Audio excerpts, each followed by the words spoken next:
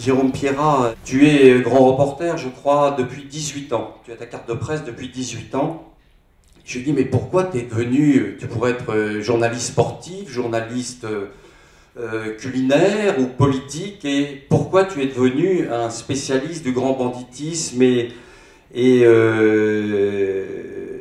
de la pègre autrefois, du milieu, et actuellement on parle de grand banditisme. Et c'est toute cette histoire que tu vas nous raconter. Tu as fait paraître un livre, donc tu es un journaliste écrit et télévision, tu as fait énormément de reportages et tu m'as dit que tu parles autant aux voyous qu'à la police et que c'est un long travail et qui n'est d'ailleurs pas sans risque te concernant. Et tu as écrit en 2011 un livre qui s'appelait Braqueur des cités au grand banditisme, qui était l'histoire de Ridwan Faïd au moment où il était repenti, avant qu'il rechute. Oui, c'est le garçon qui a fait sauter sa prison l'année dernière à Lille, je ne sais pas si vous vous souvenez. Voilà, et donc tu es devenu un véritable spécialiste en criminologie. Et tu as enquêté pendant toutes ces années sur le milieu du crime organisé en France. Et je crois que ton dernier ouvrage s'intitule Parrain de cité, enquête chez les millionnaires du trafic de stupes. Exactement.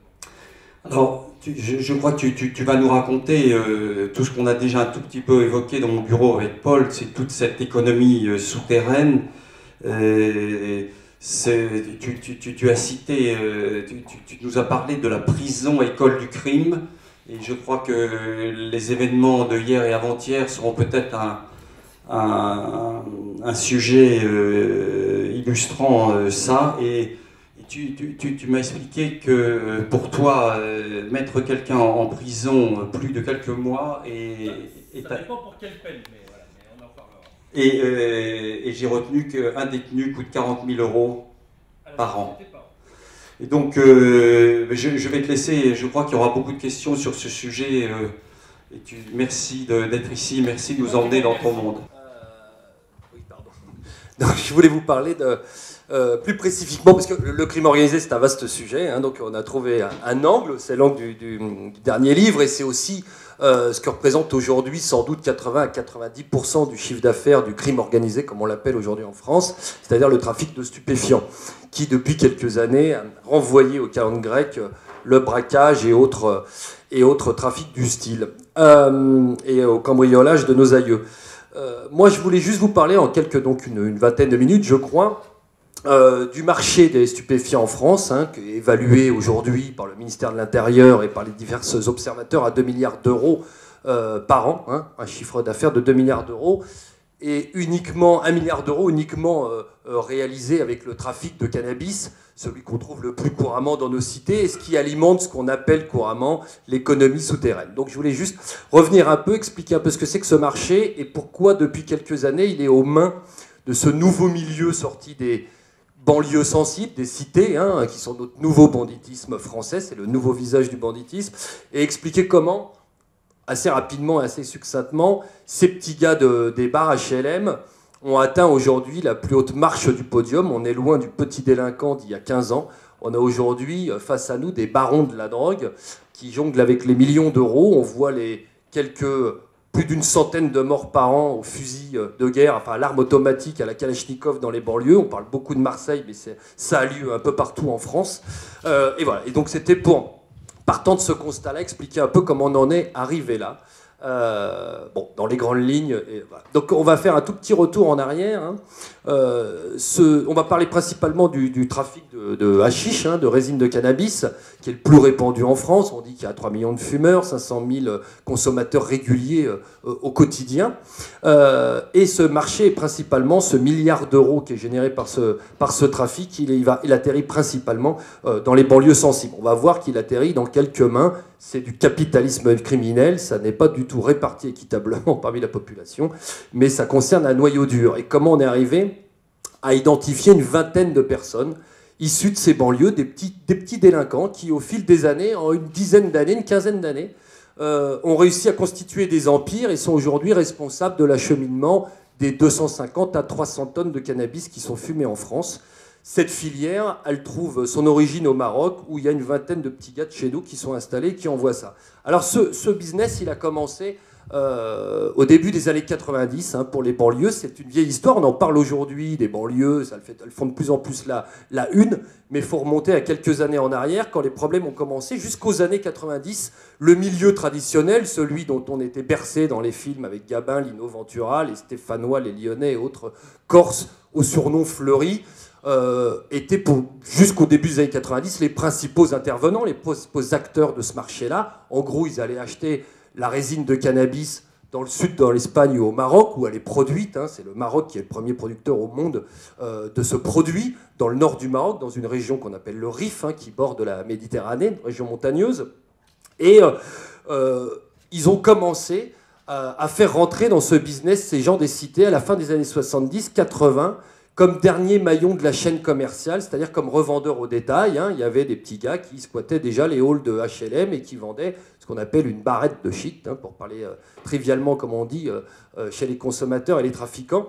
Et en fait, jusque-là, ils étaient juste le dernier maillon de la chaîne. Et puis, au début des années 90, il y a une génération qui est la mienne, des gens qui sont nés au début des années 70, donc il y avait une vingtaine d'années au début des années 90, qui s'est dit, mais finalement, on pourrait faire un circuit commercial court. Pourquoi on passe par ces messieurs qui fleurent bon l'argot d'antan, on va les supprimer et puis on va prendre le marché. Alors, il y a trois... je reviens là-dessus parce que c'est important et c'est de là qu'est née la situation qu'on connaît aujourd'hui, avec toutes ces dérives.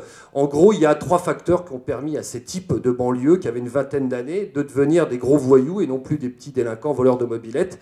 En 1994...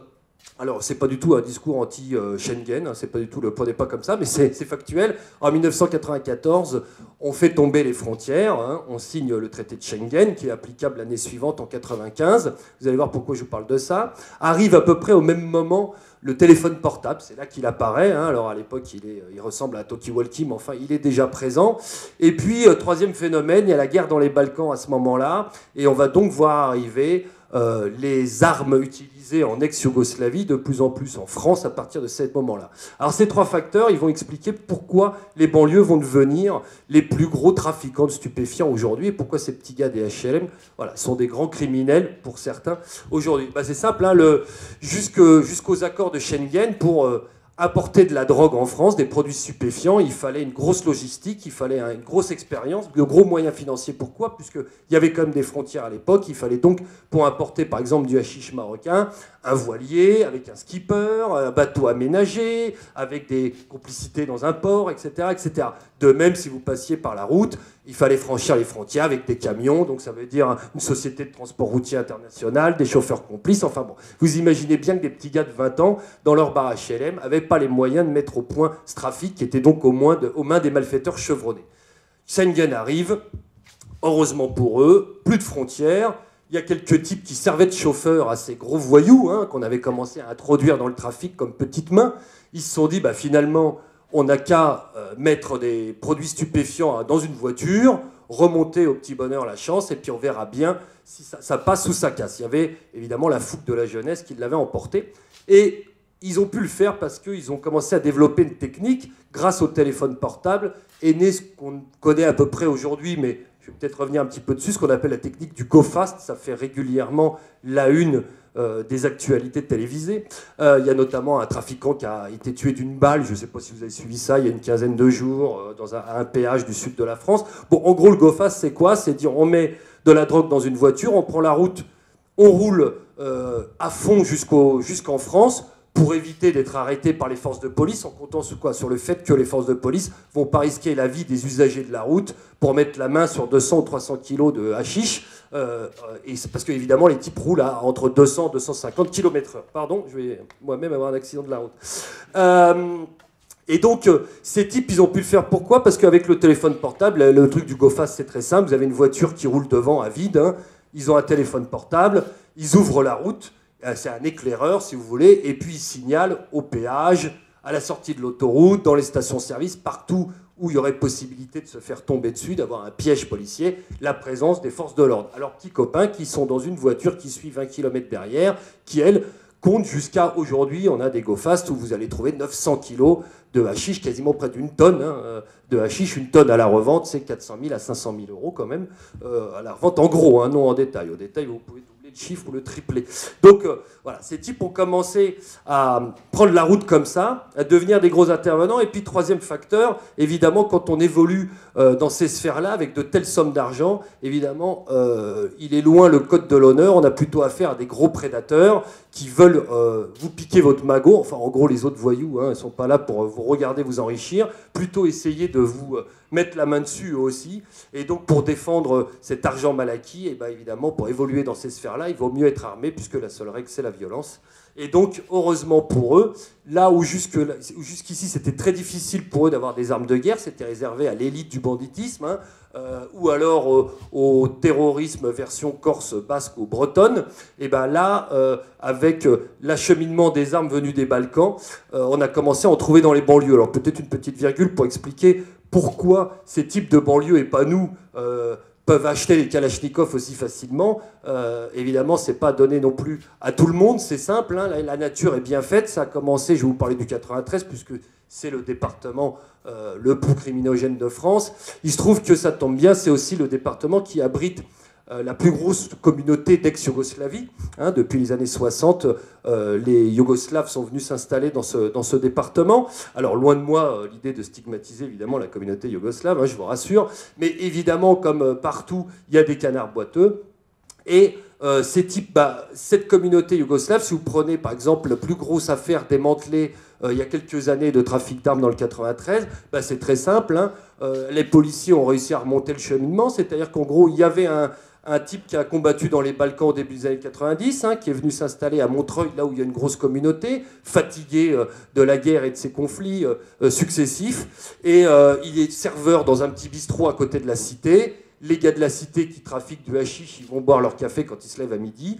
Et ils rencontrent le serveur, ils lui disent « Mais dis donc, toi tu serais pas originaire de Belgrade, dis donc dans ton coin là-bas il y a pas mal de Kalachnikov, c'est la guerre, tu peux pas nous ramener des armes, on te donne un petit billet, le gars va se laisser tenter et ça va devenir un trafic de fourmis. » En gros, il rentre avec sa femme et ses enfants en vacances, et puis entre le vélo du petit et le ballon de foot de son frère, il cache une Kalachnikov qui démonte, etc. C'est ça le trafic d'armes qui vient des Balkans. C'est pas des 38 tonnes remplies d'armes et de grenades qu'on livrerait dans les banlieues. Non, c'est vraiment ce trafic de fourmis, ce qui est d'autant plus compliqué pour les forces de l'ordre à démanteler, hein, parce qu'une bonne filière bien organisée avec des criminels endurcis, on les connaît, on arrive à les cibler, les enquêtes sont longues, mais on peut les arrêter. Quand c'est Pierre-Paul Jacques, un type qui est serveur, l'autre qui est chauffeur de bus, ou qui vous ramène une arme ou deux dissimulée dans des milliers de voitures qui passent la frontière chaque été, c'est très compliqué à arrêter. Et on s'aperçoit comme ça que c'est à peu près le même schéma pour toutes les banlieues, on retrouve des armes de guerre, ça se fait sur le même principe. Alors évidemment, ça vaut pas cher, hein, quand vous imaginez qu'une Kalachnikov, ça vaut 2 à 300 $ en Yougoslavie. Ici, un type qui trafique les stupéfiants, il aura facilement de quoi mettre 2 à 3 000 € pour la racheter à celui qui lui aura convoyé. Donc voilà, donc fort de tout ça, ces gens ont commencé à trafiquer, à s'enrichir, à se professionnaliser, et grande chance pour eux, la police à cette époque-là les regardait avec dédain, en tout cas les services d'élite de la PJ, travaillaient plutôt sur le milieu traditionnel, les anciens de la French Connection, les gros braqueurs, les Lyonnais, les Stéphanois, les Corses dont on parlait tout à l'heure. Évidemment, ça avait plus de gueule, pour parler trivialement, que nos petits voleurs de mobylettes. Et donc, ils ont dédaigné cette clientèle-là. Et finalement, cette clientèle-là, elle a grossi dans l'ombre, comme ça.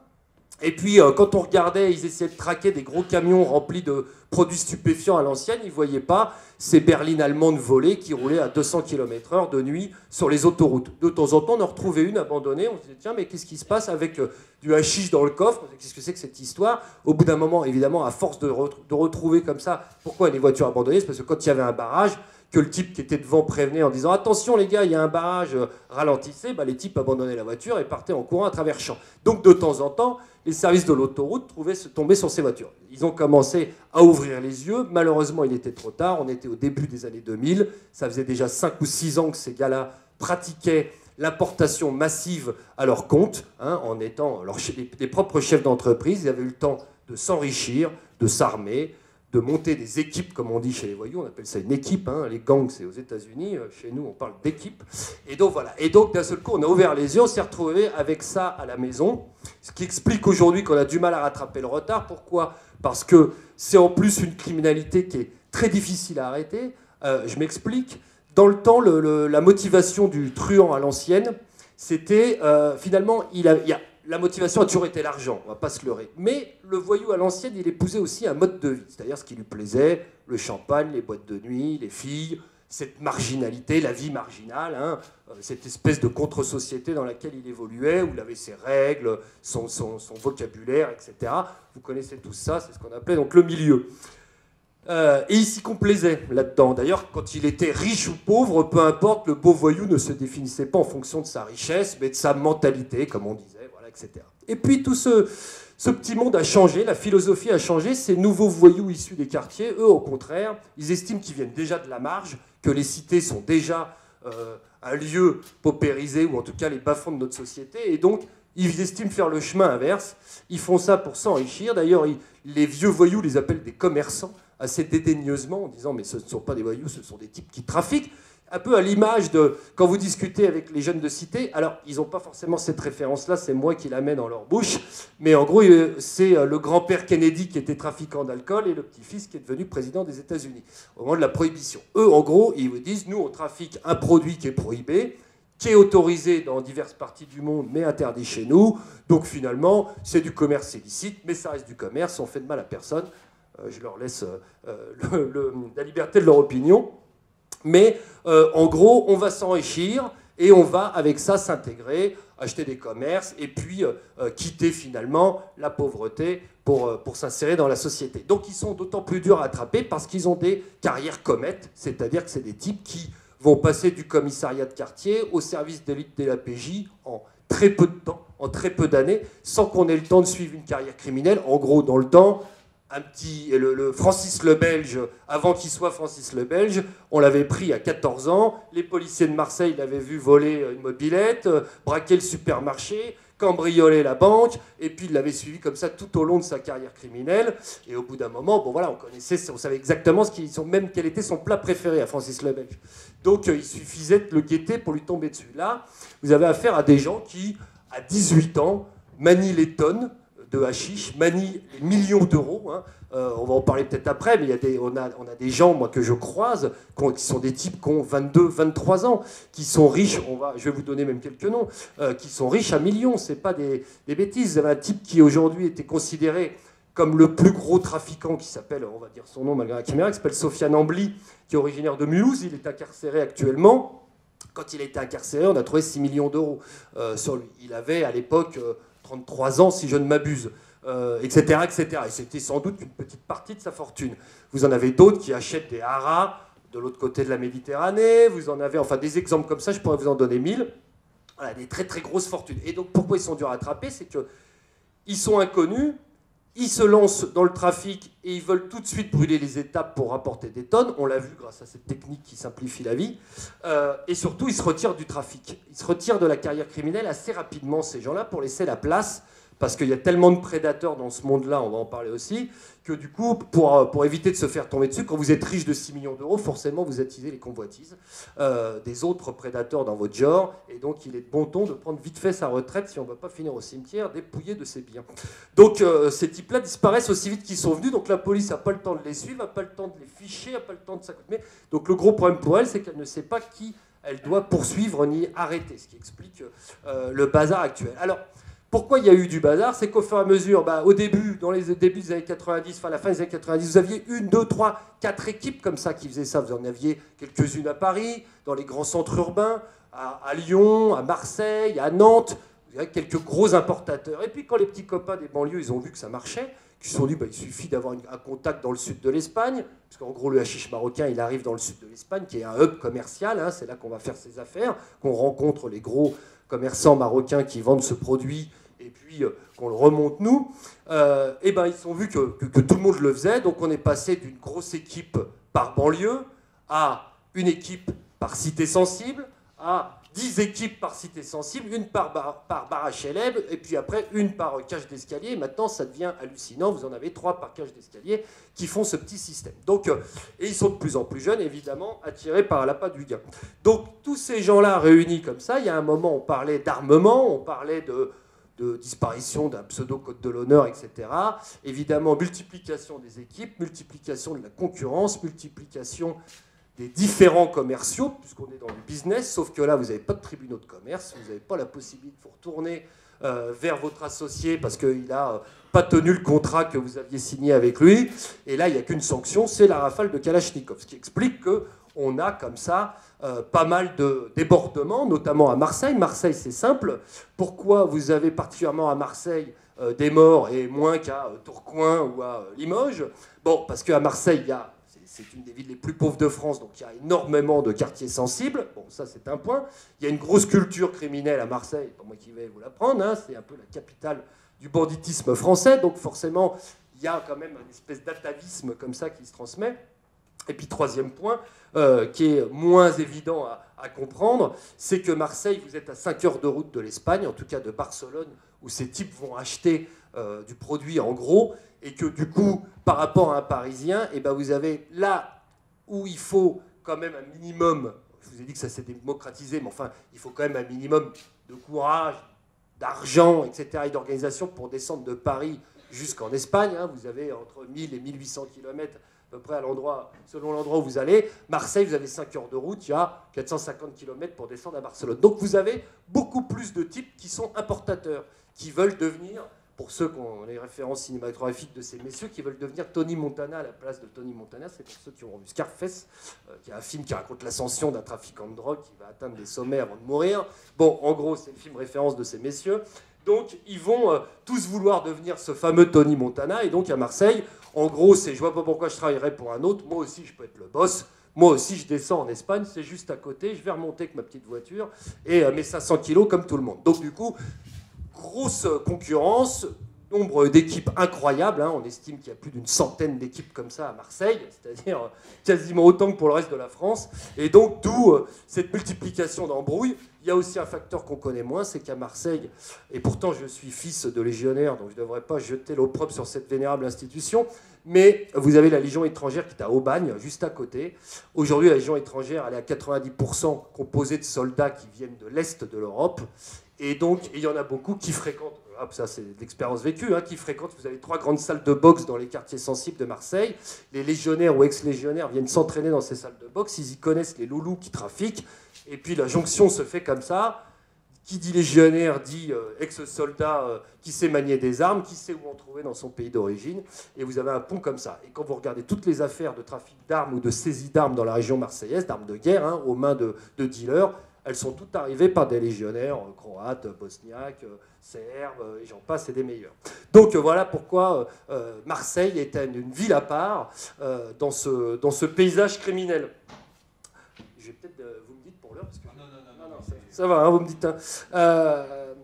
Alors, après, dans toute cette masse de types hein, qui sont comme ça hissés dans les strates du trafic, évidemment, ce qui les guide, puisqu'on est dans du business, c'est de toucher le produit au meilleur prix. Donc aller au plus près de la source de production, c'est-à-dire au Maroc. Donc les premiers éléments allaient sur la Costa del Sol. La Costa del Sol, donc c'est cette bande hein, qui est juste en face du Maroc, qui est juste séparée des zones de production par le détroit de Gibraltar. Hein, il y a 14 km, donc ça se traverse aisément. Mais évidemment, en traversant le détroit de Gibraltar, la mer d'Alboran, ce qu'on appelle la mer d'Alboran à cet endroit-là, le produit il double ou il triple hein, de prix. En gros, il ne vaut pas grand-chose au Maroc, c'est cultivé un peu comme des patates, je vais y revenir, j'exagère un peu, mais pas loin. En revanche, ce qui lui donne toute sa valeur, c'est une fois qu'il est rentré dans l'Union européenne. Donc, les plus, on va dire, ambitieux de ces trafiquants français, celui dont je vous parlais tout à l'heure, Sofiane Ambly, et d'autres, se sont dit, ben, moi, plutôt que d'acheter à des Marocains, à des courtiers marocains, hein, puisque c'est un hub commercial, la Costa del Sol, plutôt que d'aller voir ces courtiers qui proposent des tonnes qu'ils font venir eux-mêmes du Maroc et qui vous revendent dans le sud de l'Espagne, on va passer la mer. On a la chance pour certains d'entre nous d'avoir un cousinage marocain. Pour certains, des banlieues, et donc une facilité pour prendre langue avec les producteurs de l'autre côté, que les agriculteurs, hein, parce que là on va rentrer dans cette partie-là, et on va aller acheter directement. À nous de nous débrouiller pour faire traverser le produit. On va voir que c'est le nerf de la guerre. Alors au Maroc, comment ça se passe? C'est en gros pas très compliqué pour y être allé de nombreuses fois, et puis je travaille en ce moment dessus pour Canal+. Il y a en gros une 20-30 producteurs, enfin 20-30 gros négociants, ce qu'on appelle les barons de la drogue au Maroc, c'est comme ça que les autorités les appellent. Alors pour en avoir rencontré 2 ou 3 de cette vingtaine-là, comment ça se passe? Ce sont des gens qui, en gros le RIF, vous avez à peu près... alors selon les années, c'est compliqué de savoir. Aujourd'hui, on dit 70 000 hectares cultivés. On parle de plus de 3 000 tonnes de cannabis produites chaque année dans la région. Ça fait vivre, ça ce sont les estimations des autorités marocaines, ça fait vivre 40 000 personnes directement, 800 000 personnes indirectement. On comprend mieux le problème d'éradication de cette culture dans une zone où ne pousse pas grand-chose, le nord du Rif, enfin le nord du Maroc. Et donc, bon, en gros, il y a une tolérance des autorités qui concerne cette production, qui part donc massivement vers l'Europe. Donc les types, en gros, ils vont voir, c'est des agriculteurs, c'est tout simplement de l'agriculture. Ils vont voir les agriculteurs, ils passent les voir, ils disent, écoute, moi je t'achète du hashish, il y a 4 variétés qui sont produites dans ces montagnes. 2 des variétés sont endémiques, et puis 2 autres ont été apportées par les routards dans les années 70. En gros, ceux qui faisaient la route de l'Afghanistan, de l'Inde et d'ailleurs, sont venus avec leurs petites graines. Ils arrivaient en 2 chevaux, en 4 ailes, dans le Rif marocain dans les années 70, faire du tourisme stupéfiant. Et puis ils ont proposé aux agriculteurs locaux, qui eux ne fumaient jusqu'ici que du kiff. Alors le kiff, petit cours de botanique, la plante, le cannabis, vous avez, donc il y a une tige avec des feuilles.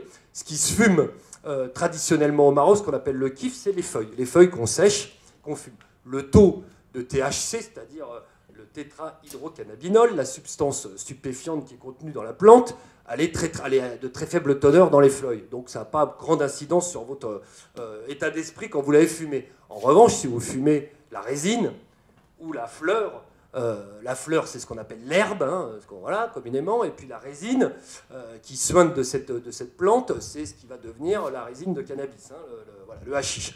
Donc eux les ont incités à cultiver ça en disant, mais en Inde, en Afghanistan, au Liban, on fume du hashish, vous devriez tirer ce produit-là, vous en feriez grand commerce et de gros bénéfices. Donc c'est les consommateurs occidentaux qui ont introduit la production au Maroc dans les années 70. Et donc voilà, ils ont développé 4 variétés qui se vendent évidemment de la plus basse à la plus grande classe, c'est un peu comme le vin ou autre chose, on est dans de l'agriculture. Donc les types font la tournée en gros des producteurs, des agriculteurs, stockent ça dans des hangars, et puis là vous allez les voir, ils disent, moi je voudrais 1 tonne, 2 tonnes. Alors je peux vous donner le prix par exemple et ça va vous donner une idée de la culbute qui est effectuée par ces messieurs. Alors le kilo le moins cher, la plus basse qualité, ça vaut 2000 dirhams au Maroc. Ça fait 200 € le kilo, vous enlevez un 0, c'est simple la conversion. Ça fait 200 € le kilo. Ce même kilo est revendu ici en gros, c'est-à-dire au kilo à l'unité, dans les banlieues, à peu près entre 2000 et 2700 € pièce, à savoir qu'évidemment, il est débité en ce qu'on appelle une barrette, donc ça va de 10, 15, 20, 30 € selon le morceau, et donc évidemment, les gains sont d'autant plus démultipliés, plus on détaille le produit. Donc, en gros, voilà. Alors, il est acheté comme ça, en gros, et après, encore faut-il le faire traverser. Alors, je vais me faire des copains au Maroc, mais en gros, il n'y a pas 1 kilo de hashish qui sort du Maroc sans que ça soit avec l'aval des autorités. On ne va pas se leurrer, c'est-à-dire qu'en gros, quand vous êtes au Maroc, vous avez 2 moyens pour faire traverser, maintenant 3. Le H, vous avez d'une part la route, vous avez tout de même la mer, mais enfin en gros les camions, le transport international routier. Le problème du transport international routier, c'est qu'il est bien souvent calqué, je suis désolé pour le cadreur, parce que j'ai la bougeotte, mais c'est les gens qui vont regarder la vidéo, ils vont faire ça, mais il est fondu dans le commerce des fruits et légumes.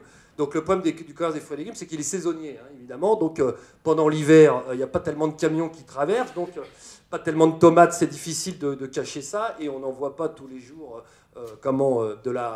du carrelage marocain en France ou autre produit typique, donc c'est un peu compliqué à trouver. Et donc il y a une autre solution, quand ce ne sont pas les camions. Alors évidemment, pour faire passer un camion du Maroc à l'Espagne, puisque c'est là que ça se joue, hein, entre le port de Tangemed, le nouveau port, jusqu'à Nador, hein, sur toute cette côte comme ça, nord du Maroc, côte méditerranéenne. En gros, on paye les douaniers côté marocain, mais on paye aussi côté espagnol. Il ne faut pas se leurrer, les tarifs en vigueur, on les connaît. Moi, les trafiquants me les ont donnés. Donc en gros, c'est 150 000 € côté marocain pour un camion de 38 tonnes. Et c'est 200 000 € côté espagnol pour payer l'équipe de la Guardia Civile. On ne paye jamais une personne, on paye évidemment l'équipe complète. Il y en a un qui fait l'intermédiaire et puis qui est réparti à ses petits copains. Les trafiquants mutualisent aussi. Un trafiquant n'envoie jamais 30 tonnes qui lui appartiennent dans un camion. Comment ça se passe? Quand vous achetez vos tonnes au Maroc, vous allez voir, les gars vous disent, attends, tu veux traverser un camion, bouge pas. Nous, on a un copain qui fait que ça. Il a la société de transport, il connaît les douaniers. Donc c'est à lui que tu vas payer et tu vas récupérer tes tonnes de l'autre côté. C'est mutualisé. Donc le trafiquant en question, le spécialiste du transport, lui, il prend une marge par kilo, il vous demande 250 € du kilo. Il va mettre ça dans ses camions à lui. Donc c'est des camions, quand on en saisit, c'est assez hallucinant, c'est des camions de 38 tonnes qui sont remplis jusqu'à 32 voire 33 tonnes de produits dans la remorque. Hein. C'est pas 2 tonnes, ça, il y a la version 2 tonnes sous les tomates. La grosse version, c'est je bourre le camion, puisque de toute façon c'est payé, autant optimiser le chargement et faire passer le maximum de marchandises.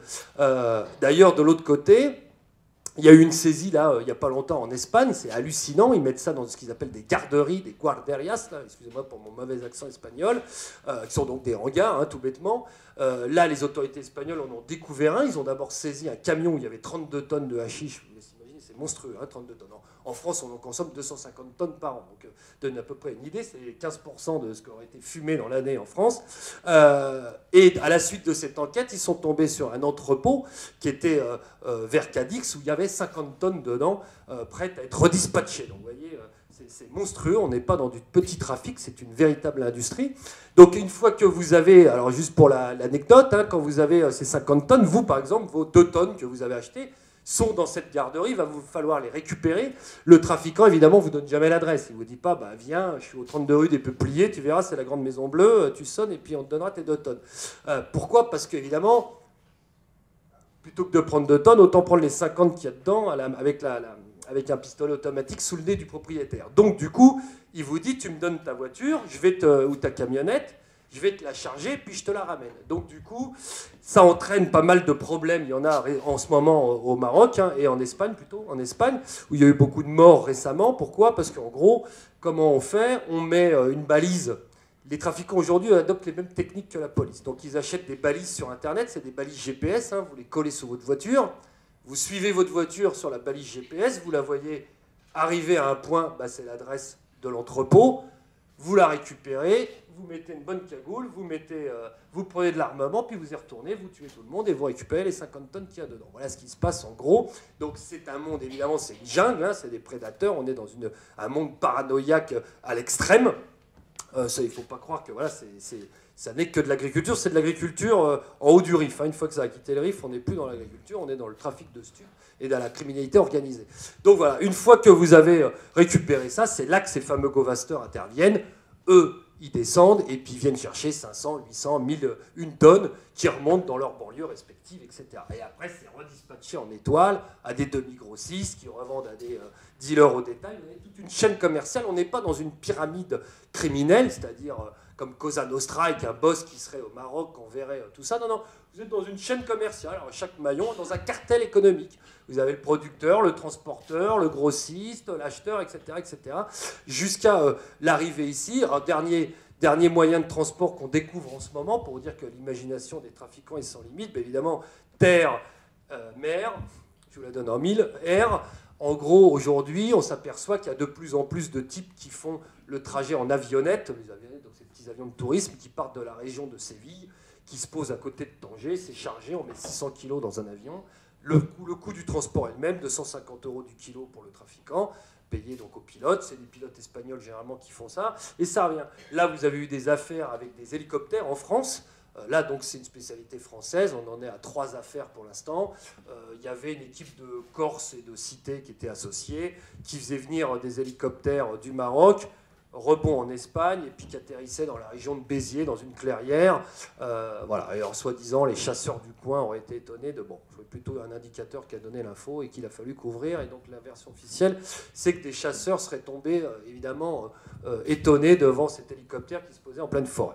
Bon, voilà. Mais dans un hélicoptère, c'est pareil. On met entre 600 et 800 kilos de hashish. Et puis, il y a la version avec un ULM. Vous avez... Enfin, bon, en gros, ils ont tout essayé. On a même trouvé une fois un petit sous-marin. C'est des semi-submersibles. C'est des petits sous-marins qui sont faits en résine, hein, qui naviguent à 1 mètre sous le niveau de flottaison, enfin de niveau de la mer. Et c'est inspiré directement ça des cartels colombiens de la drogue quand on voit de la cocaïne aux États-Unis. On fabrique ça, il y a une espèce de petit moteur diesel, on met de la peinture anti-réfléchissante dessus pour éviter que les avions détectent les sources de chaleur et voient les formes comme ça, puisque vous êtes à fleur d'eau, dans le détroit de Gibraltar, où il y a beaucoup de contrôle, puisque il y a eu des attentats, vous n'êtes pas sans le savoir, en Espagne, avec des gens qui venaient du Maghreb, et il y a une grosse immigration clandestine. Donc il y a une grosse lutte contre ces phénomènes-là, et donc du coup, les trafiquants en pâtissent, c'est malheureux. Voilà. Donc en gros, voilà le trafic. J'essaie voilà, regardez où j'en étais dans mon histoire.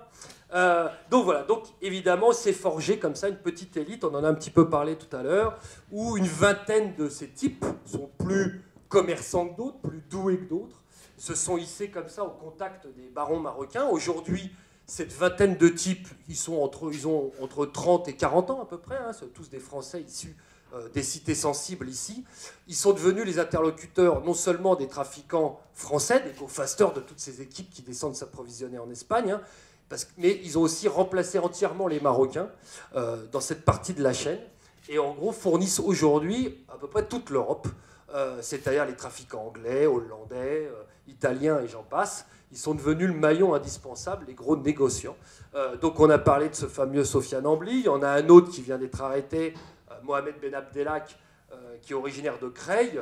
Creil étant une des places fortes, c'est dans l'Oise, hein, Creil, dans le 60, une des places fortes du trafic, parce qu'il y a pas mal de grosses cités, une ville frappée par la désindustrialisation dans les années 70-80, beaucoup de chômage, beaucoup de jeunes désœuvrés au milieu des champs de betteraves, et donc ils ont eu la bonne idée de se lancer dans le trafic. Et donc ce Bombay en est le meilleur représentant, il vient d'être arrêté, il s'était évadé en France, il avait été arrêté une première fois, il a été condamné de multiples fois pour des importations d'1 tonne de hashish. Il est très jeune, il a actuellement 34 ans.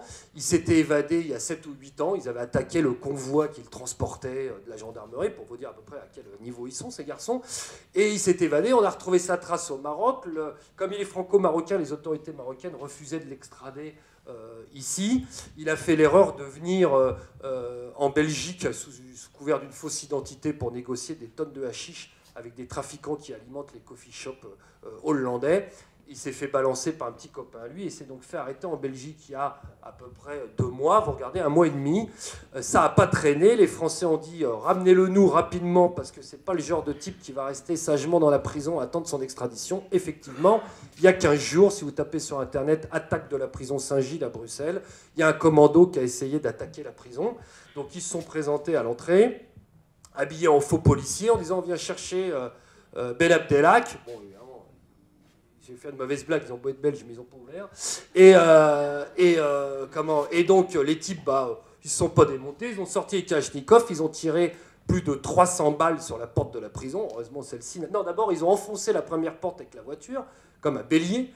Ils ont réussi à rentrer dans le sas de la prison, ils ont été bloqués par une deuxième porte. Là, ils ont procédé à un déluge de feu pour essayer d'ouvrir, manque de peau. La porte est épaisse, les autres en face ne se sont pas laissés impressionner, les matons belges. Et donc du coup, ils ont pris en otage une infirmière de la prison qui venait prendre son service, en disant on va la flinguer si vous n'ouvrez pas la porte et vous ne nous lâchez pas l'autre. Les autres n'ont pas cédé en disant flinguez-la, ils l'ont pas flingué. Heureusement, ils n'étaient pas tout à fait psychopathes, il leur manquait un tout petit peu encore une petite marche à gravir. Et ils se sont enfuis puisqu'évidemment la police est arrivée. Ils ont tiré sur la police, ont été poursuivis sur le ring tout ça pour vous donner une idée de la détermination de ces garçons, hein, au-delà du fait divers. Ils ont été donc poursuivis sur le ring, c'est le périphérique de Bruxelles.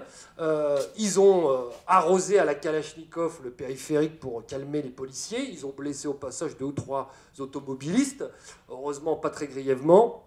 Les policiers ont abandonné pour éviter qu'il y ait des dommages collatéraux face à ces dingues.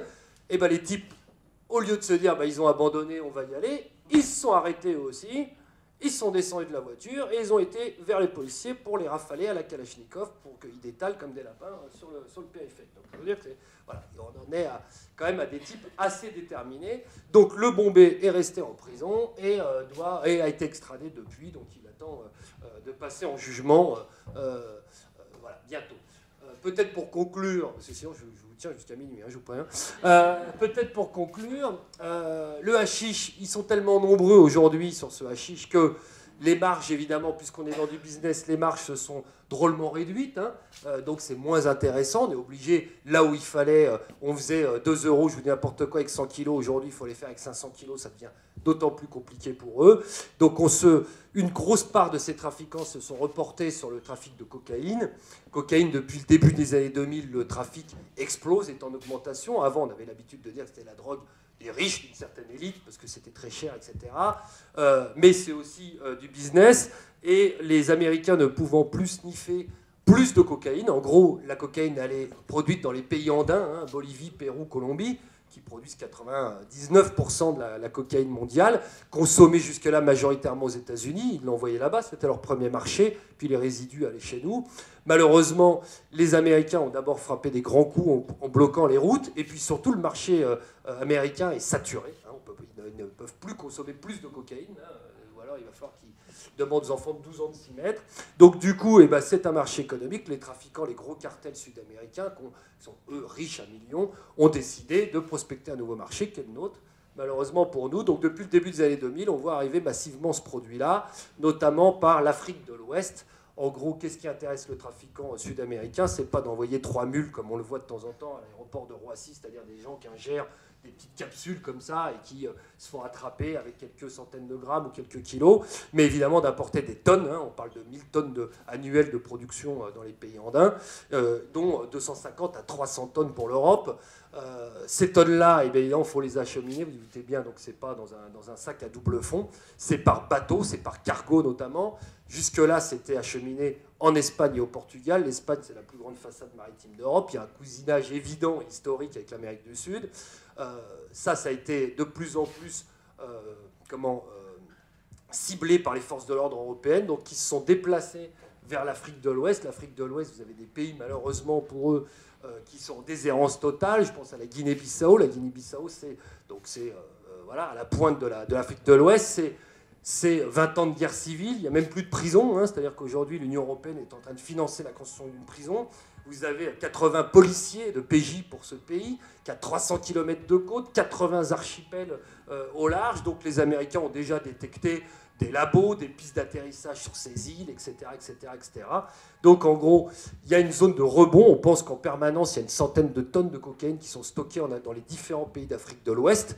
Et nos petits gars de cité, ils vont maintenant là-bas à la rencontre des Colombiens, des Péruviens, des Boliviens, des Vénézuéliens, des Brésiliens, qui sont les nouveaux courtiers de cette coke en Afrique de l'Ouest. Ils font leur petit business et commencent à remonter ça, en utilisant d'ailleurs une partie des voies de trafic du hashish, c'est-à-dire vous remontez, là ils ont un problème en ce moment à cause d'ACMI et de tous les groupes qui se situent dans la zone subsaharienne, qui leur coupent un peu la route et qui traditionnellement étaient leurs partenaires en affaires, hein, les groupes Touareg, etc., qui faisaient de la contrebande. Là il y a une présence française et multinationale de forces armées, c'est plus compliqué pour eux, il faut qu'ils fassent des détours, mais en gros ça remonte comme ça, et puis une fois au Maroc, ça retombe dans les pattes des trafiquants marocains qui assurent la logistique et la traversée. Voilà, donc ça, c'est le nouveau fléau auquel on est confronté.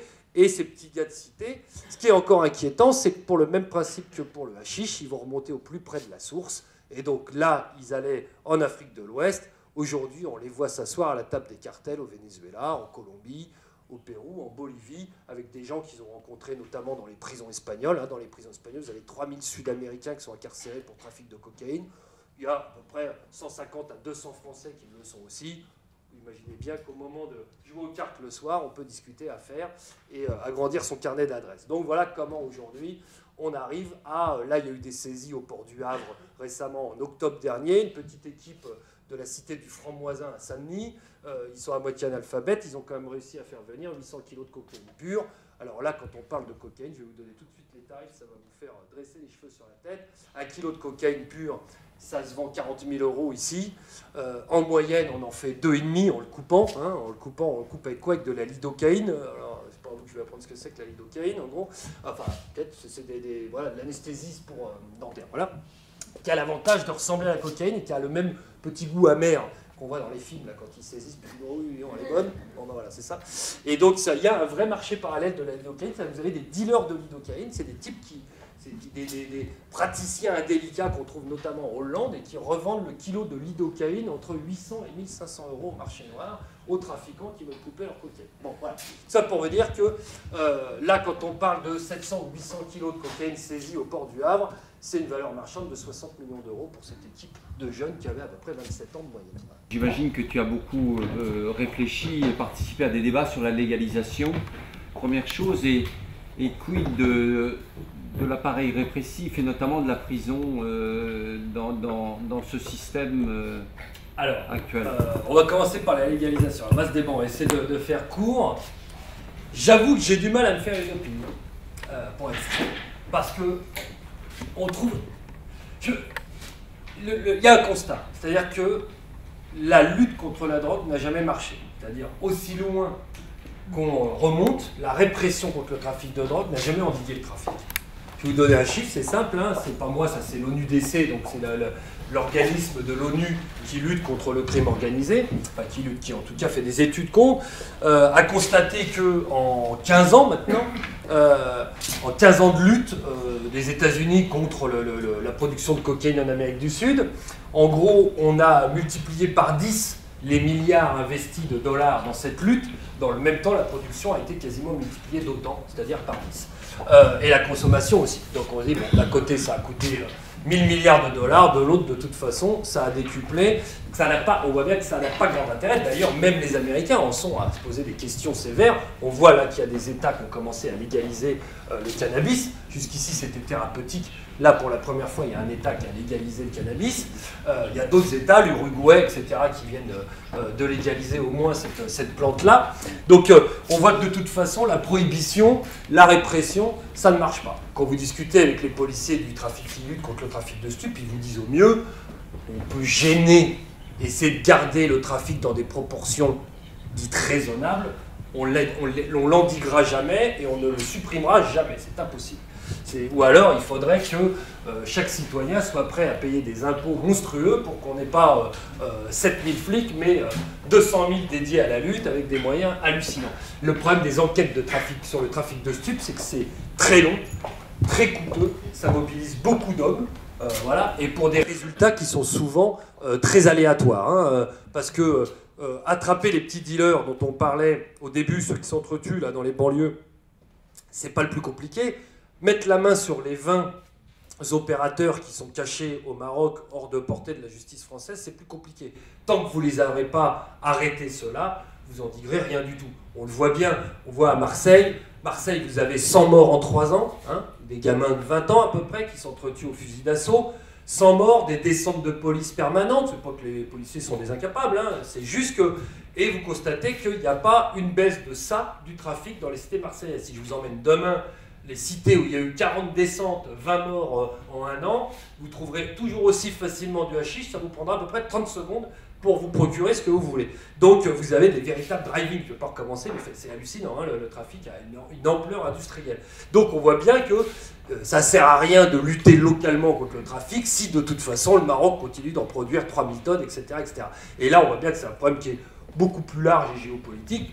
Comment le Maroc peut-il substituer à ces 3000 hectares de cannabis une autre culture qui serait tout aussi favorable à ses agriculteurs? Bon, voilà. Donc vous avez le même problème en Amérique du Sud. Hein. En gros, le problème des stupéfiants, c'est que la chose est mal faite, c'est que ça pousse très facilement, que ce soit la coca, que ce soit la marijuana, ça pousse très facilement dans des zones assez pourries où rien d'autre ne pousse. Donc en gros, forcément, ben, on n'a pas de chance. Hein. Il aurait mieux fallu que ce soit les patates. Et ben, c'est ça. Donc, voilà. Donc la légalisation, c'est compliqué parce que... alors, ça pourrait donc être la solution. Ça a un bon côté. Pourquoi? Parce que 90% des gens qui sont dans ce trafic à petit niveau, c'est-à-dire dans les cités, ne sont pas des voyous. Ça va choquer ce que je dis, mais ce n'est pas des voyous. C'est-à-dire que les trois quarts sont ce qu'on appelle les smicards du trafic, ce que moi j'appelle ça les smicards. C'est-à-dire le guetteur, le revendeur, le type qui tourne sur son scooter pour voir si la police arrive. C'est des types qui, bien souvent, ils ont déjà 16, 17 ans, 18 ans. Quand ils arrivent à 20, 25 ans, on les voit quitter le trafic. Pourquoi? Il y a une raison très simple, c'est qu'ils ont quitté l'école généralement entre 14 et 16 ans et qui ne sont pas éligibles aux prestations sociales avant 25 ans, c'est-à-dire le RSA ou anciennement le RMI. Des gamins qui n'ont pas, s'ils peuvent bosser, ils iront bosser, je vous rassure, hein, c'est pas ce que je veux dire. Mais pour ceux qui ne bossent pas, dans ces zones-là, les zones, la cité de la Castellane à Marseille, il y a 70% de chômeurs, hein, c'est les 18-25 ans. Comme ils n'ont aucun moyen de revenu, enfin aucun revenu, et ben ils touchent 50 € pour aller guetter, etc. Bon, si vous légalisez tous ces gens, vous les sortez du trafic.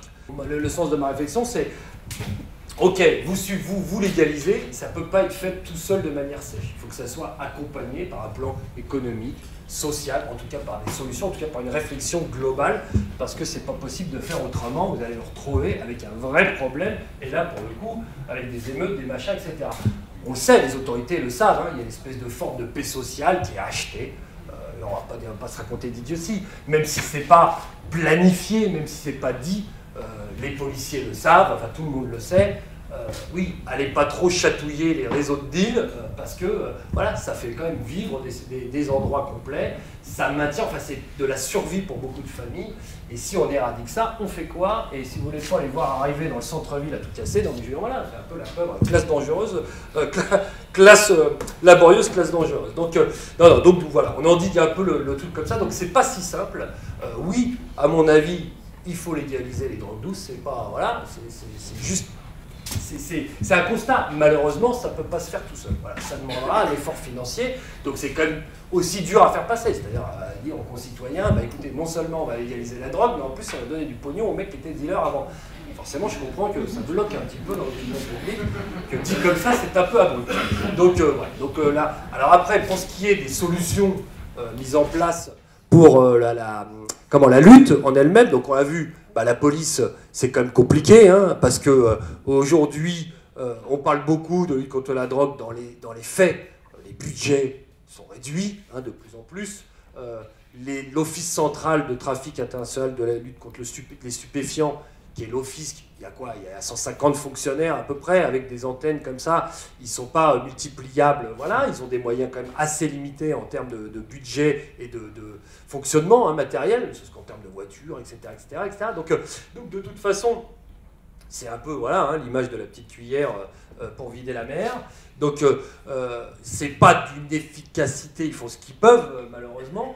La prison, bah, écoutez, pour être franc, à part quand les types prennent des peines à 2 chiffres, c'est ce qu'ils vous disent. La seule efficacité, moi que je reconnais, et c'est le virage pris par les gouvernements successifs de quelques bords qu'ils soient, c'est la confiscation des avoirs criminels, de l'argent. C'est à mon avis le seul bon remède pour lutter contre ces gens. Ces types, quand vous discutez avec eux, pour parler trivialement, ils vous disent « Écoute-moi bien mon garçon, moi tu vas me mettre 7 ou 8 ans de prison, je vais les faire sur une jambe », c'est l'expression de voyou, parce qu'en sortant, j'ai 1, 2, 3, 4 millions d'euros à plat. C'est aussi une autre expression de voyou. Ça veut dire qu'ils sont mis de côté. Donc je peux bien me taper 6 ou 7 ans quand j'ai ça qui m'attend dehors. Il y en a un autre qui m'a dit moi je m'en fous, je peux aller en prison, ma mère au bled a une maison et une piscine. Bon, voilà. Donc on voit bien la mentalité des mecs, c'est une espèce de passage obligé, de guichet. Alors moins c'est long, mieux c'est. Mais enfin bon, s'il faut y aller, c'est pas grave, si c'est pour être tranquille le reste de son existence. Donc en revanche, quand ces types, ils font 10 ans de tôle, mais qu'après ils ressortent en slip, pour parler de gens trivialement, non seulement il n'y a plus vraiment d'intérêt à commercer là-dedans, et deuxièmement, c'est extrêmement dissuasif pour les jeunes générations dans les quartiers. C'est-à-dire quand il le voit revenir au quartier, le gars, qui retourne chez papa et maman, qu'il est RMiste au mieux, et après s'être tapé 10 ans de prison, le côté exemplaire de la chose est un peu brisé.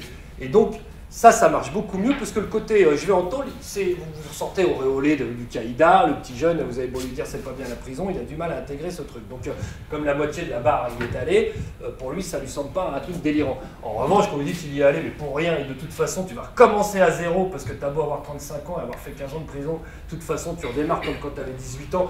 Savoir que le trafic il vous garde pas votre place en plus. Hein. Dans le trafic, un type qui a fait 10 ans de prison, s'il n'a pas ses économies en sortant, c'est mort, il recommence pas. Les gens ont changé, c'est des gens qui changent très vite. Vous n'avez plus les contacts, vous n'avez plus les bons, vous connaissez plus le Marocain qui vend, vous n'avez plus les clients, ils ont changé, ils sont partis ailleurs, ils ont vieilli, ils sont tombés, ils ont été tués. Donc le type sort, il ne peut pas reconstituer son truc. Quasiment 9 fois sur 10, il est mort. Donc soit il a beaucoup d'argent, et là il va pouvoir se rejouer. S'il a 10 ans, personne ne vous fait crédit dans ce monde-là. Hein. Vous n'arrivez pas en disant « Vous vous souvenez, c'est moi, il y a 12 ans, on travaillait super bien. » Bon. Donc voilà, donc d'un côté, la répression est inefficace. De l'autre, bon, voilà, cette question de légalisation qui a à se poser, mais effectivement, force est de constater que ça devient de toute façon un débat urgent, en tout cas. Toujours sur la prison, est-ce qu'il y a eu une jonction avec les milieux islamiques ou djihadistes qui, soit, je pense qu'ils ne consomment pas, mais est-ce qu'ils utilisent ça comme il n'y en a pas beaucoup. En fait, moyen d'alimenter?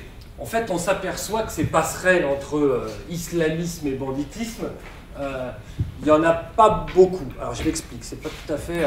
c'est-à-dire que généralement on bascule de l'un à l'autre, mais en gros, les islamistes qui sont en prison, qui font du prosélytisme, ils recrutent des petits jeunes, on l'a vu encore ce week-end, ou avec d'autres.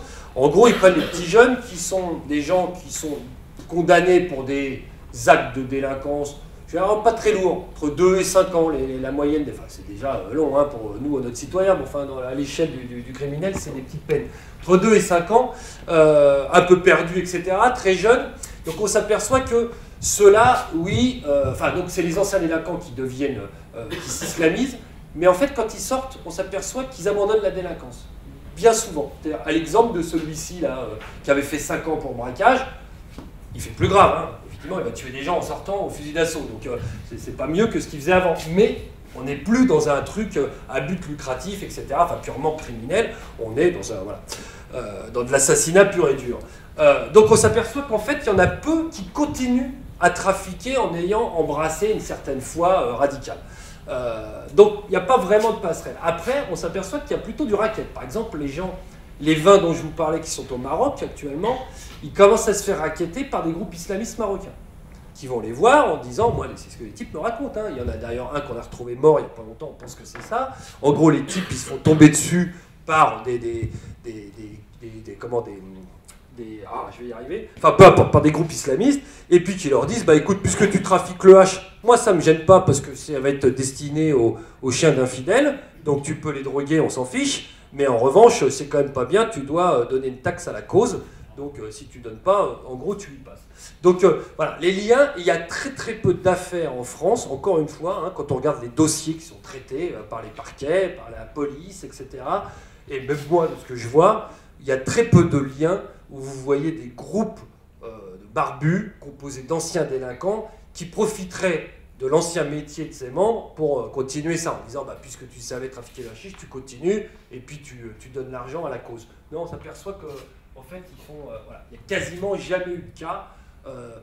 En gros, le gars qui trafique les stupes, il a envie de trafiquer les stupes. Enfin, il est là pour faire de l'argent et ses considérations religieuses lui passent bien au-delà. Voilà. Alors qu'il se fasse tomber dessus par des islamistes radicaux, ça en revanche, c'est pas impossible. Mais en tout cas, les foyers sont évidemment un foyer de une zone de radicalisation hallucinante. Hein. Ah oui. Ouais, moi je travaille en ce moment, vous pourrez le lire dans le point de la semaine prochaine, celui de cette semaine, la semaine prochaine. Je fais un papier dessus, que j'avais commencé avant les événements de ce week-end, d'ailleurs, parce qu'il y a de plus en plus de cas où là, il y a eu dans une centrale ultra-sécuritaire qui est à Condé-sur-Sarthe qui vient d'ouvrir, où il y a là carrément des jeunes convertis, hein, donc comme on dit dans les cités, c'est des Gaulois, hein, c'était des bons petits Bretons qui se sont convertis et qui ont voulu imposer la charia dans la prison aux musulmans, qui étaient pratiquants, mais qui n'étaient pas radicaux, hein, qui pratiquaient leur islam de tous les jours. Et donc ces petits gars, dont un bon breton, avec sa grande barbe, il est arrivé, il leur a dit, alors maintenant c'est fini, dans la prison, plus de musique, plus de sport, Plus de photos dans les cellules, plus rien. Bon, mal lui en a pris, ils étaient que 5, ils se sont tous fait poignarder par les autres qui n'étaient pas d'accord pour arrêter d'écouter de la musique. Donc du coup, ils les ont changés. Mais enfin voilà le genre de situation à laquelle on est confronté actuellement dans les prisons. Voilà. Et je voulais vous poser la question, est-ce que vous avez une idée du pourcentage de cannabis qui est fabriqué dans la cuisine avec le projecteur, dans le jardin? On a du mal à mesurer l'avancée des cannabiculteurs, comme on les appelle. C'est-à-dire qu'effectivement, il y a une frange des consommateurs de cannabis qui se dit... Alors, il y a même des associations qui disent en premier lieu, nous, on ne veut pas financer le crime organisé, donc on veut fumer bio. Il y a une question de santé, parce que le hashish... C'est le cas de la Suisse. Voilà, le hashish est coupé, bien souvent, je veux dire... et c'est beaucoup plus... C'est comme les problèmes de toutes ces drogues, c'est que c'est déjà nocif au départ, mais en plus c'est coupé avec des trucs qui sont là, pour le coup, horribles, mélangés avec, donc ça donne des mélanges détonnants. Donc il y a ceux qui veulent fumer bio, en gros ils disent je veux me faire ma petite herbe tranquillement, voilà, pour moi, qui veulent pas être en contact avec le crime organisé, ne serait-ce qu'aller traîner dans des zones à risque, parce que bon, voilà, aller acheter ça, fumer son joint, d'accord, mais s'il faut aller aux 4000 de la Courneuve, louvoyer entre les dealers, bon, c'est quand même un peu plus anxiogène, et puis donc voilà, et donc pas idéologiquement, pas enrichir des filières de trafic, etc. Alors, il y en a beaucoup, on a du mal à mesurer le truc, on pense que, il y en a de plus en plus d'ailleurs, ça a commencé à poser problème aux Marocains, on le voit, c'est-à-dire qu'au Maroc, ils ont quand même une partie... Les Marocains, à force de couper le produit, de le vendre de plus en plus cher et de mauvaise qualité, évidemment, ils se sont tirés une balle dans le pied.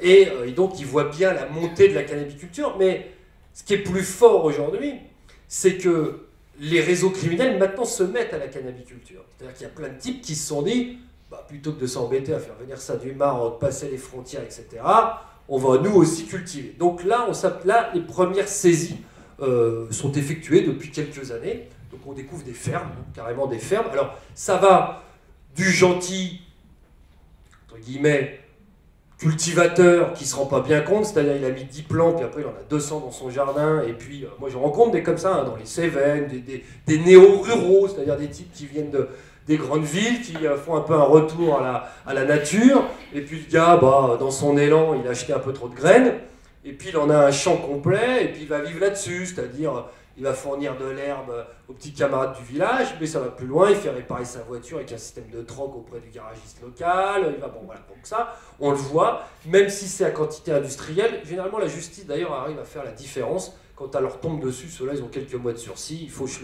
le jardin, et puis il reprend sa petite vie tranquille, ou il replante un peu plus discrètement, ou de manière un peu plus raisonnable. Après vous avez effectivement, aujourd'hui, des groupes criminels qui s'y mettent. Alors les premiers, les champions du monde, on pensait être épargnés, ce sont les Vietnamiens. Ne me demandez pas pourquoi, ce sont les groupes criminels vietnamiens qui sont qui ont la main la plus verte dans le monde. Donc on en trouve de Sydney à Glasgow et maintenant jusqu'aux 4000 à la Courneuve. Ils ont trouvé un hangar à côté de la cité des 4000 où il y avait 400 pieds de cannabis à l'intérieur. Les types en fait faisaient d'une pierre deux coups. Ils prenaient des immigrés clandestins vietnamiens qui allaient en Angleterre. Et lors de l'étape française, pour payer le dernier passage, il les faisait cultiver, garder la production. Donc c'est hydroponique avec des lampes au sodium, 400 watts. Enfin, il y a toute une infrastructure à mettre en place. Puis après, vous coupez votre petit truc, etc. Donc il y a ces groupes vietnamiens. Là, on en est à 3 grosses affaires en France. On n'avait jamais vu ça. Ça inquiète les autorités policières, évidemment. Et puis, plus fort, dans les cités, maintenant, ils commencent aussi. C'est-à-dire que moi, à Marseille, j'ai visité un appartement dans une cité qui était remplie de plants, et les mecs vendaient l'herbe en bas, parce qu'effectivement, il y a aussi beaucoup de gens, des consommateurs, qui veulent fumer des produits un peu mieux identifiables, et qui préfèrent donc l'herbe de cannabis à la résine, et donc les trafiquants de cité s'y mettent. Et Marseille, c'est chiant pour eux, parce que là, pour le coup, c'est le chemin inverse, ça vient des Pays-Bas, l'herbe.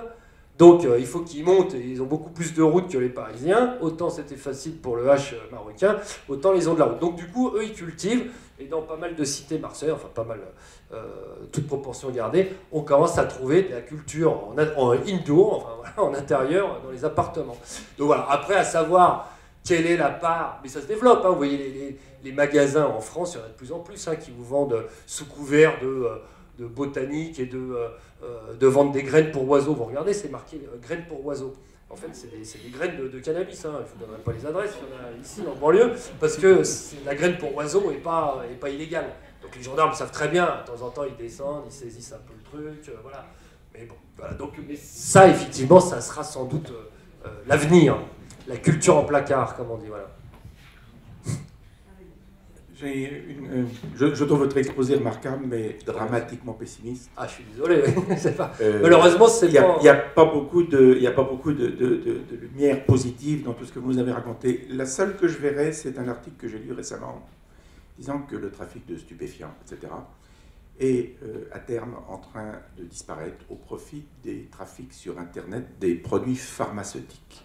Est-ce que vous avez et que le chiffre et les volumes financiers des produits pharmaceutiques dans le monde entier va, si ce n'est éliminer, tout du moins réduire une portion congrue le trafic de stupéfiants. Est-ce que vous avez quelques informations là-dessus? Alors oui, ben, moi je ne suis pas tout à fait d'accord avec vous, c'est-à-dire que tant qu'il y aura des consommateurs, vous pouvez vendre des médicaments, si vous aimez fumer du hashish, voilà, donc c'est pas, il y a effectivement l'offre et la demande, là pour le coup il y a une vraie demande, donc quand vous êtes criminel, vous pouvez vous poser la question de la rentabilité, effectivement, de vous dire, bah, moi je vais plutôt vendre des médicaments, des faux médicaments produits en Inde ou ailleurs, sur Internet, plutôt que de m'embêter à m'escrimer à vendre du hashish. Voilà. Alors, mais je ne crois pas à la disparition du trafic, faute de trafiquants. Je veux dire, il y aura, plus vous aurez de trafiquants qui vont délaisser ça, plus les marges vont remonter pour ceux qui vont rester. Donc, enfin bon, voilà. Et ça va être les vases communicants en permanence. Donc, malheureusement, non, la seule chaîne, la seule pointe d'espoir, et c'en est pas un, et c'en est pas un, et c'est pas du tout optimiste, c'est un peu cynique ce que je vais vous dire, enfin, ça l'est même carrément. C'est-à-dire qu'en gros, les gars, ils vous disent, in fine, tout cet argent nourrit l'économie légale, et ça crée des richesses. D'ailleurs, vous voyez, l'Italie veut intégrer à son PIB le produit de la prostitution et du trafic de stupes. Hein, en disant finalement, ça ferait plus de 4% de PIB pour l'Italie, donc c'est pas négligeable. Donc ça crée une vraie richesse, hein, etc. C'est-à-dire ce milliard d'euros ou ces 2 milliards d'euros de chiffre d'affaires, finalement, ils se retrouvent dans l'économie légale in fine. On achète des voitures, on va consommer dans des restos, dans des bars, etc. D'ailleurs, demandez aux commerçants marseillais qui s'exclament contre la délinquance et les cités sensibles, quelle est la part de leur chiffre d'affaires qui est due aux trafiquants de stupes qui viennent consommer dans les magasins luxueux marseillais. Il ne faudrait pas faire l'étude parce que je pense qu'il y en a beaucoup qui fermeraient si on leur interdisait de prendre de l'argent sale. Vraiment, hein, vous allez dans les rues piétonnes, là, chez les joailliers, etc., ou les magasins de fringues, je peux vous dire que vous regardez la clientèle du samedi après-midi. Voilà.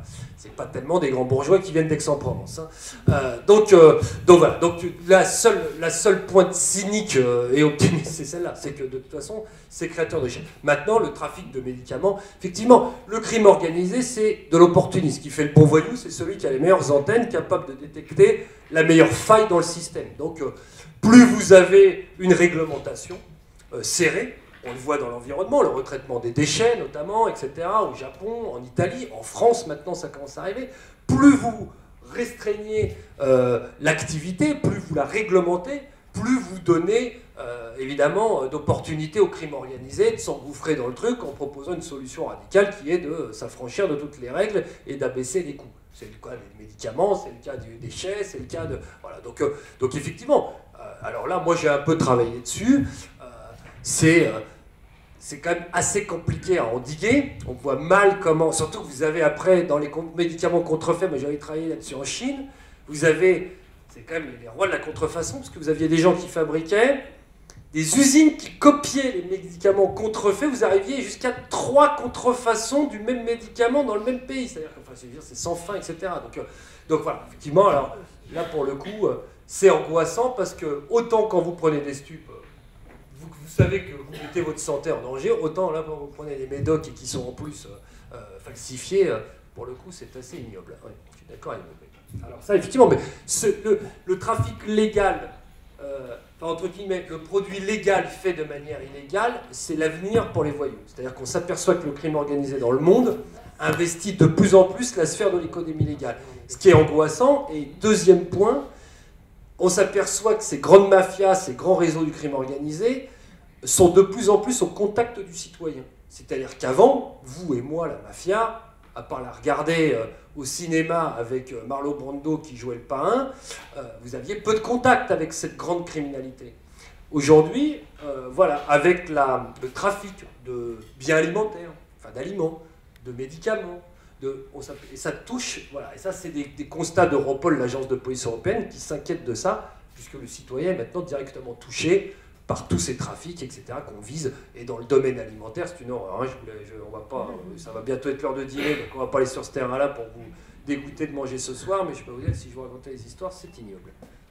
Bonsoir monsieur, vous avez partiellement répondu à mes questions. En réalité, je voulais savoir si une partie de cet argent liquide était recyclée dans une économie légale, en dehors des voitures, enfin je veux dire des boîtes de nuit ou autre. Alors les circuits de blanchiment, ils sont devenus beaucoup plus sophistiqués ces dernières années. C'est-à-dire que tant que le trafic était, on va dire, embryonnaire ou artisanal, c'est plutôt le mot, tant qu'il était artisanal, c'était le petit commerce du coin, donc la sandwicherie, le petit pressing, ça suffisait à absorber et à blanchir les gains du trafic. Tant qu'ils n'étaient pas très... je peux vous faire une petite démonstration, comme on faisait habituellement. C'était simple, hein.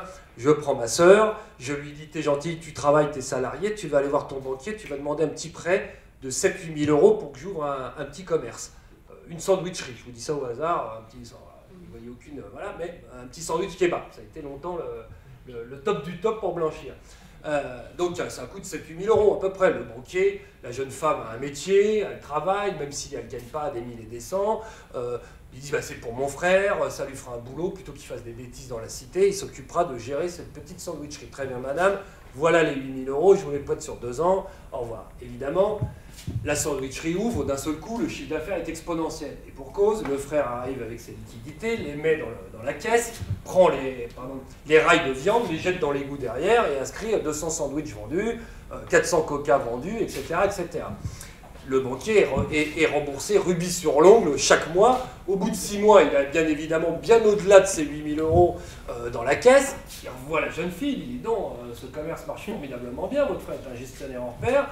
Oui, d'ailleurs, ça tombe bien, cette fois je vais vous offrir un pressing, c'est 30 000 euros. Je vous mets en garantie le premier commerce. Pof, pof.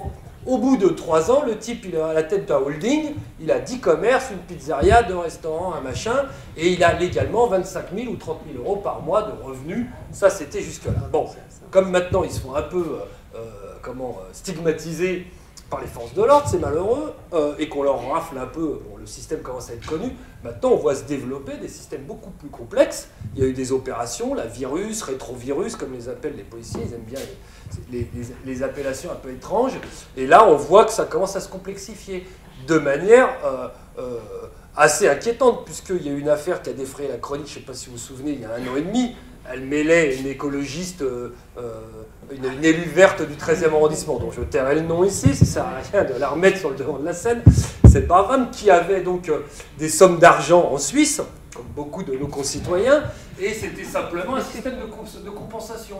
C'est simple, je suis trafiquant de drogue, je veux mettre mon argent en Suisse, plutôt que de prendre des petites valises et passer à dos de mulet les Alpes pour arriver à Genève, eh ben, il y avait un type qui avait donc un institut financier, enfin une petite banque genevoise, qui disait bah, attendez, moi j'ai des clients qui ont de l'argent en Suisse en liquide. Ils veulent de temps en temps profiter de cet argent, donc ils veulent décaisser quelques milliers d'euros de liquidité tous les mois pour en jouir à Paris. Bon, plutôt que de faire dans un sens, emmener de l'argent dans un sens et l'argent des trafiquants dans l'autre, on va faire de la compensation. Tu donnes ton argent à la dame, et puis la dame, elle va te donner ton argent de compte à compte, et toi, tu enverras ça à Singapour, investir dans l'immobilier. Bon, voilà comment ça se passait. On parle de 45 millions d'euros, quand même, échangés par le trafiquant, qui était un petit jeune de Mantes-la-Jolie, hein, la cité du Val-Fouré, qui en 3 ans avait quand même envoyé 45 millions d'euros, ce garçon. Donc, il y avait ça. Vous aviez la suite de l'affaire qu'on a appelée rétrovirus, donc ça c'était l'affaire virus. L'affaire rétrovirus, c'est les mêmes qui avaient échappé au coup de filet, eux achetaient de l'or. Alors allez voir un ressortissant indien qui était en banlieue ici, il lui faisait acheter, donc il lui donnait les liquidités, le gars faisait acheter de l'or, en gros, hein, donc par des types qui arrivaient dans l'achat d'or, hop, ils prenaient quelques grammes d'or, le kilo d'or il devait être à 28-30 000 euros ces derniers temps, hein, il était très très haut. Il faisait quoi? Il fabriquait des petits bijoux assez sommaires. Et les types reprenaient l'avion, et donc des passeurs prenaient l'avion couvert de ces bijoux en or pour aller directement à l'étranger, où ils redonnaient l'or, et puis hop, l'argent avait quitté le pays, atterrissait sur un compte, etc. 170 millions d'euros qui sont partis avec les petits bijoux en or, hein, quand même. Donc on n'est pas dans du bricolage. Enfin voilà, donc vous avez là, l'équipe dont je vous parlais pour finir, des 3 types qui se sont fait arrêter avec leurs 700 kilos là, de cocaïne au port du Havre, ceux de la cité du Framboisin à Saint-Denis. Eux, on s'est aperçu, dans l'opération, on a arrêté 3 financiers londoniens qui prospectaient pour eux en Europe de l'Est pour investir dans l'industrie lourde. Voilà, donc voilà, on est là en ce moment en train se rejoignent 2 mondes, le monde de la finance et le monde du trafic, ce qui était avant pas tellement le cas. Donc bientôt, quand un Kerviel sortira de prison ou un autre, il pourra aller offrir ses services à ces messieurs qui sont en mal de financiers occultes. Voilà. Merci.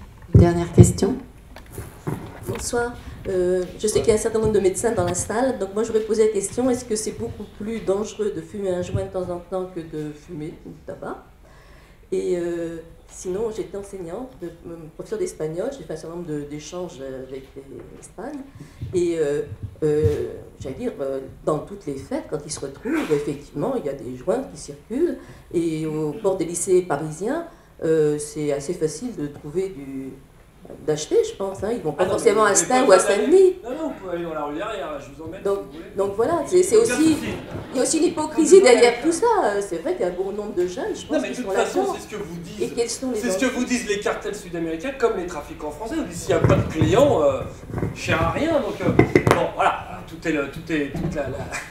c'est la poule et l'œuf, hein. On ne sait pas bien qui a commencé entre les deux. Mais oui, mais de toute façon, c'est pour ça que je vous disais tout à l'heure, le hashish est un produit de grande consommation, puisque de toute façon, vous avez 3 millions de personnes qui en consomment, et dont, oui, 500 000 quotidiennement. Donc après, ça ne veut pas dire que c'est bien de le faire, etc. Mais c'est, évidemment, ça, nous, on parle de drogue, de trafic de... Si vous sortez dans la rue, vous dites au type que c'est de la drogue, ou on parle de trafic criminalisé, etc., ça lui paraît assez délirant à un petit jeune de 16, 17, 18 ans, parce que c'est d'un commun. Et d'ailleurs, ce qui est plus inquiétant, c'est que vous allez rencontrer des jeunes, moi j'ai des jeunes qui me disent mais le hashish, c'est pour les vieux comme toi, c'est ringard, voilà, nous c'est la coke, le machin, etc. Donc il y a aussi une espèce de dépréciation, voilà, enfin c'est une drogue de vieux, je suis désolé, mais... donc voilà, non mais... que vous répondre, c'est juste vous dire qu'effectivement, c'est rentré dans les mœurs. C'est bien pour ça que l'on parle de légalisation. Enfin, qu'il y a des gens qui vous disent, de toute façon, voilà, vous pouvez boire du Ricard, d'autres fumer un hachis. Tout est une question de seuil de... Ben voilà, c'est le même principe. Hein. Si vous fumez 40 joints par jour, peut-être pas être très frais non plus. C'était vraiment passionnant. Et en plus, c'est un monde, on doit te l'avouer, qu'on ne connaît pas très bien. Merci beaucoup.